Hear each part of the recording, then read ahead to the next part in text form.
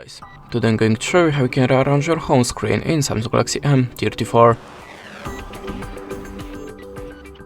So if you want to open the home screen settings, just hold the finger on the display and we can start from the wallpaper and style. So if you want to change your wallpaper, click here and choose your favorite wallpaper, like this rock for example. Now just select that you want to set it for the home screen or lock screen or both of them and click next.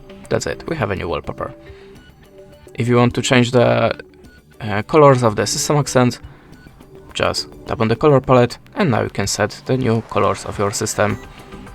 So I'm gonna pick the green and we should have a green the settings icon and other accents in the system. That's it, this is how it works. Okay. The next one, widgets. If you want to add any, just expand the app from that you want to add a widget, like a Gmail for example, hold the finger on it and choose the place on the home screen for it.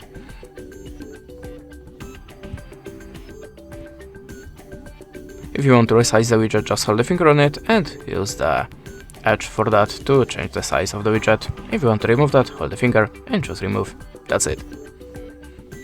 Now you can go to the settings. If you want to change the home screen grid or app screen grid, this is the amount of the application in the rows and in the columns. You can do it here. Just choose your desired one and click on the done.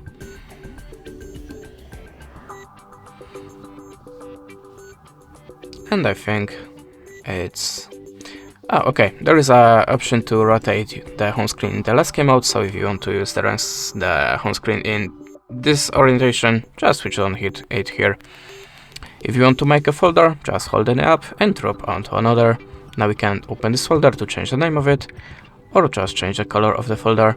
If you want to add more apps, click on the open the folder and click on the plus. Now select the selected apps and click on the done. If you want to remove the folder, just take out all of the apps from it. And this is how it works.